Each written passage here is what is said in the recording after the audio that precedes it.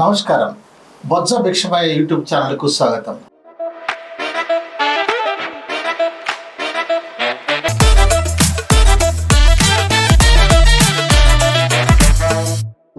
మిత్రులారా, మనతో భాస్కర్ గారు, వెంకటేష్ గారు ఉన్నారు.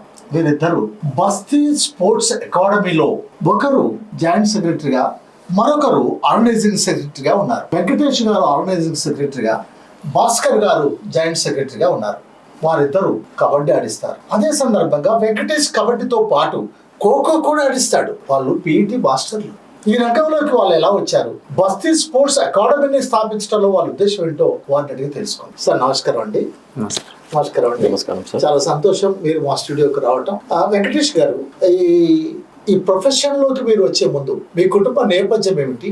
ఏ విధంగా మీరు ఖోఖో మరియు కబడ్డీ పీటీగా మారారు? ముందుగా నా ఈ షోకి, ఈ ఛానల్ కి ఆహ్వానించిన బొజ్జ భిక్షమయ్య సార్ గారికి మమ్మల్ని గుర్తించి పిలిచినందుకు ధన్యవాదాలు సార్. నమస్కారం. నా ప్రొఫెషన్ గేమ్ వచ్చేసి కబడ్డీ సార్, ఖోఖో. నేను ఒక నిరుపేద కుటుంబం నుంచి వచ్చాను సార్. చిన్నప్పటి నుంచి ఏదో కష్టాలు అదో ఏదో పడి పైకి వచ్చిన వాళ్ళమే. దాంట్లో మా గురువు గారు ఏంటంటే, చదువుతో పాటు ఒక క్రమశిక్షణ పెరగాలంటే.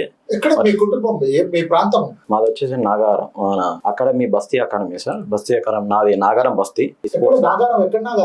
ECR Nagaram sir. చిన్నప్పటి నుంచి మా కోచ్ ఏంటంటే, చదువుతో పాటు ఇంకో యాక్టివిటీ ఉండాలి. దానికి చదువుకు సపోర్ట్ గా ఒక డిసిప్లిన్ వే అనేది మనిషి ఎదగాలి, దేంట్లోనైనా తట్టుకొని జీవితంలో నిలబడాలంటే ఒక క్రమశిక్షణ అనేది ఉండాలని ఈ ఆటలు ఆడిపించడం, దాంట్లో ముందర తీసుకెళ్లడం, ఇలాంటివన్నీ చేయడం, ఒక సపోర్ట్ గా నిలవడం మా సార్ ఇక్కడ దాకా తీసుకొచ్చింది. అట్నే ఈ వేళనే ఏంటంటే, మా గురువు గారు చెప్పింది దాని ఇన్స్పిరేషన్ గా తీసుకొని మేము గిట్లా కొంతమందిని పిల్లల్ని గిట్లా, మాకైతే మా గురువు గారు ఎలా గైడెన్స్ చేశారో అట్నే మేము కూడా మా పిల్లల్ని కొంతమంది, నేను ఇంకా కొంతమందిని తయారు చేసి ఒక మంచి భవిష్యత్తుని వాళ్ళకు అందించాలని మా ఒక సంకల్పం సార్. దాని సందర్భంగానే మాకు వచ్చేసి ఒక కరోనా టైంలో ఈ బస్తీ స్పోర్ట్స్ అనేది పుట్టడానికి కారణం ఏంటంటే, ఒక కరోనా టైంలో ఏం చేశారంటే, అన్ని స్కూళ్ళకి టీచర్స్ ని శాలరీ ఇవ్వకుండా వెలివేయడం, పంపించేయడం జరిగింది. అలాంటి టైంలో మనకు నరేందర్ సార్ అనేది కలవడం జరిగింది సార్. దీంట్లో కలవడం మనకు గ్రాసరీ, ఆ టైంలో జీతాలే లేవు, మనకు గ్రాసరీ ఇవ్వడం, ప్రతి ఒక్కటి ఇవ్వడం. దాంట్లో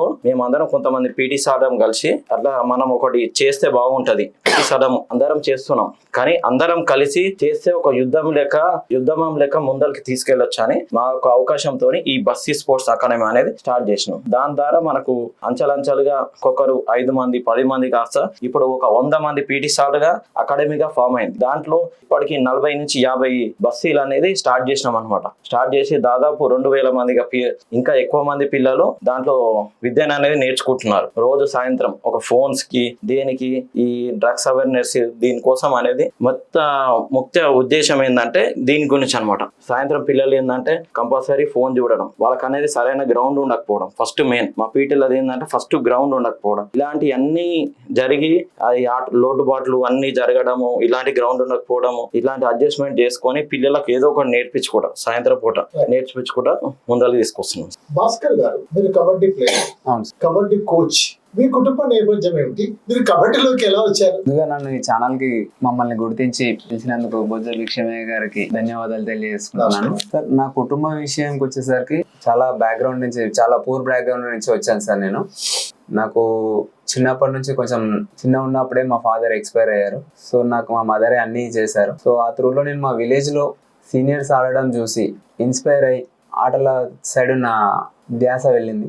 సో అలాగే స్కూల్లో నాకు మా పీటీ గారు, మల్లేష్ సార్ అనేసి మాకు పీటీ ఉన్నారు. ఆ సార్ గారు నాకు గురువు వెంబడే వెన్నంటూ ఉండి క్రమశిక్షణ అనేది చెప్తూ ఎలా ఎదగాలి, ఎలా ఒదగాలి, ఎలా ఉండాలి అనేది నేర్పిస్తూ నన్ను ముందుకు తీసుకెళ్లారు. అలా నేను ఒక నేషనల్ క్రీడాకారుడిని అయ్యాను.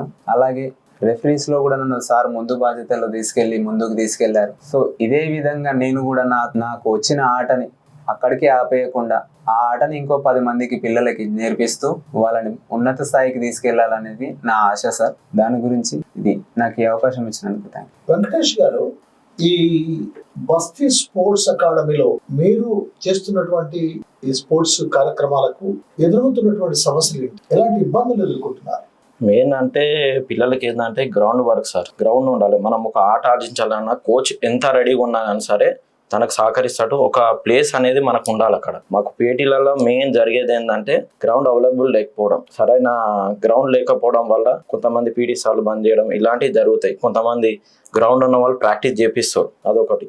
ప్రాక్టీస్ చేపిస్తున్నా కానీ సరే కొంతమంది ఏం చేస్తారంటే ఇప్పుడు మంచి చేయాలంటే దానికి ఎన్నో అడ్డంకులు వస్తాయి సార్. దానికి కంపల్సరీ ఒక మంచి చేస్తున్నామంటే ఈడు నా గ్రౌండ్ ప్రైవేట్ గ్రౌండ్ ఎక్కడనో కొన్ని గ్రౌండ్స్ ఉంటాయి సార్, ఫ్లాట్స్ ఉంటాయి, దాంట్లో ఆడిపిస్తుంటే నా గ్రౌండ్ వీడు కబ్జా చేసినానో ఏదానో వేరే వాళ్ళు చెప్పడం మాట ఆయన లేకపోవడం వల్ల వేరే చెప్పడం వాళ్ళంతా ఏం చేస్తుంటే ప్రాక్టీస్ చేసే గ్రౌండ్ లో గుంతలు తీయడం ఇలాంటివన్నీ అడ్డుకట్టలు వేస్తుంది. అట్లా కాకుండా మనకు మున్సిపల్ గ్రౌండ్లు ఇవి ఈ గవర్నమెంట్ నుంచి మనకు సపోర్ట్ చేసి ఆ గ్రౌండ్ ని మనకు కల్పిస్తే మనం అనేది ఇంకా కొంతమంది ప్లేయర్లని మనం సపోర్ట్ చేసి వాళ్ళని ముందరికి తీసుకెళ్ళాను. అంటే గల్లీ నుంచి ఢిల్లీ వరకు తీసుకెళ్లే స్థాయికి మనం చేర్చగలం అనేది మా ఒక పీటీ సాలర్ సార్. ఇంకా ప్రాబ్లం ఏంటంటే పిల్లలు ఇట్లా కొంచెం చెడు అలవాట్లు ఉన్నప్పడం వల్ల ఏంటంటే కొంతమంది బంద్ చేస్తుంటారు. వాడు ఏంటంటే కొంతమంది వస్తారు, కొంతమంది బంద్ చేయడం, ఇట్లాంటివి జరుగుతుంటాయి సార్ కొన్ని డిసిప్లిన్ యాక్టివిటీస్. భాస్కర్ గారు, మీరు ఎదుర్కొంటున్నటువంటి సమస్యల పరిష్కారానికి ప్రభుత్వం నుండి కానివ్వండి, ప్రజాప్రతినిధుల నుండి కానివ్వండి, లేక పిల్లల తల్లిదండ్రుల నుండి కానివ్వండి, మీరు ఎలాంటి సహకారాన్ని కోరుకుంటున్నారు? సార్ నేను కోరుకునేది ఒకటే సార్, ప్రభుత్వం నుంచి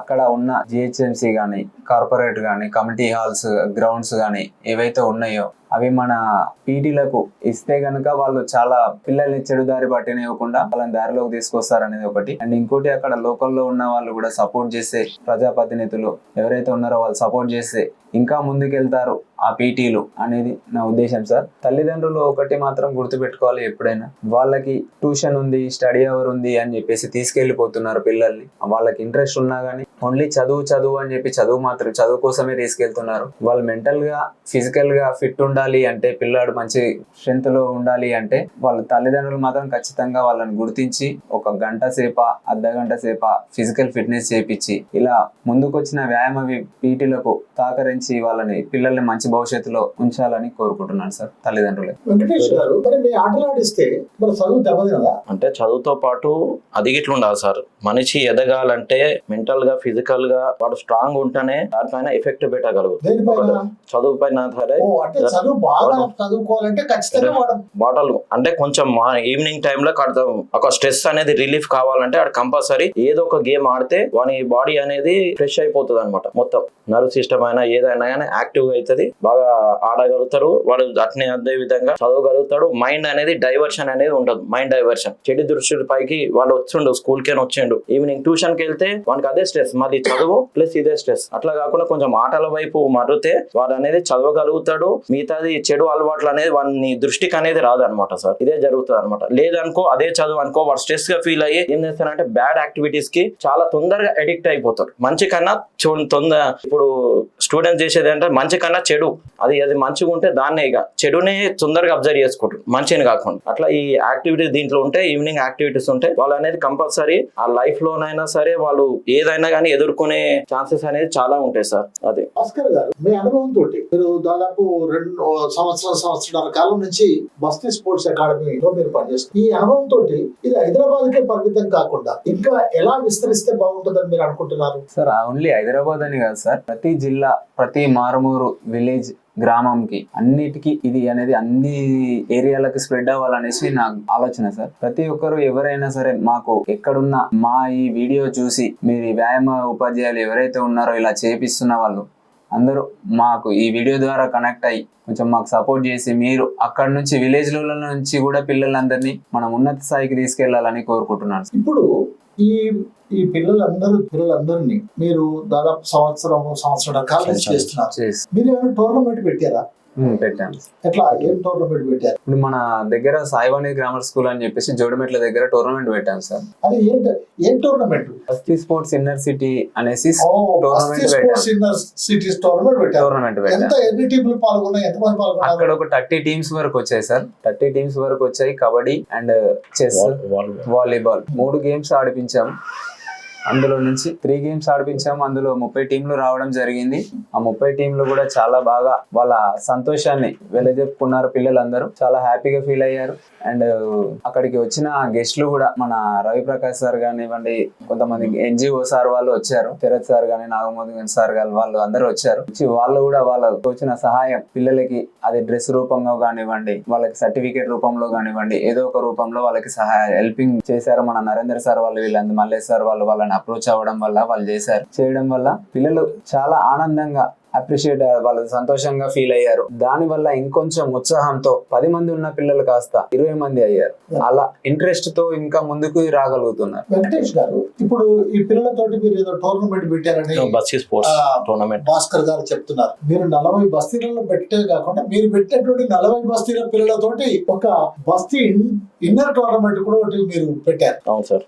దానికి తగిన ఏర్పాట్లు గానీ లేక సౌకర్యాలు గానీ భోజనం తదితర విషయాలన్నీ ఎలా సమకూర్చుకోగలిగారు? అంటే అక్కడ పెట్టినాం సార్, 40 బస్తీలతోనే టోర్నమెంట్ పెట్టినాం. అది చాలా పాపులర్ అయిపోయింది. అందరికి చాలా మంది ఈ బస్తీ స్పోర్ట్స్ అకాడమీ ఉందా అనేది ఫస్ట్ తెలవడం అంటే ఆ టోర్నమెంట్ నుంచే స్టార్ట్ అయింది సార్. మాకు ఒక గుర్తింపు, మీరు దాంట్లో చేస్తుర్రా బస్తీ స్పోర్ట్స్ లో మన నరేందర్ సార్ అయినా మల్లేష్ సార్ అయినా కానీ వీళ్ళందరూ కలిసి ఒక అకాడమీ ఫామ్ చేసారు. ఇప్పుడు నేనైనా నాగేష్, భాస్కర్, జగదీష్ ఎవరైనా సరే ఈ బస్తీ స్పోర్ట్స్ అకాడమీలో ఉన్నారు. మీరందరూ కలిసి చాలా గొప్ప పని చేస్తున్నారని చాలా అప్రిషియేట్ చేసినారు సార్. దాంతో పాటు మన ఏంటంటే ఈ స్పాన్సర్షిప్ అనేది మన పక్కన ఉండే కొంతమంది లీడర్స్ దగ్గర అక్కడ ఇక్కడ మనకు ఎన్జిఓ సార్ వాళ్ళు ఇట్లా సపోర్ట్ చేసి మనకు పిల్లలకు జెర్సీలు, సర్టిఫికేట్స్ ఏది ఉన్నా కానీ మనకు ప్రొవైడ్ చేశారు సార్. ప్రొవైడ్ చేసి సక్సెస్ఫుల్ గా కంప్లీట్ చేశారు సార్. అందరం కలిసి చాలా పేరు అనేది వచ్చింది సార్ మాకు. ఆ బస్తీ స్పోర్ట్స్ ఫస్ట్ టోర్నమెంట్ స్టార్ట్ చేయగానే చాలా మందికి తెలిసిపోయింది సార్. మనకు పక్క డిస్టిక్లలోనైనా కానీ సిటీలోనైనా కానీ తెలిసి ఇంకా కొంతమంది పీటీ సార్లు వచ్చి అదే బస్తీ స్పోర్ట్స్ స్టార్ట్ చేసిరా, మా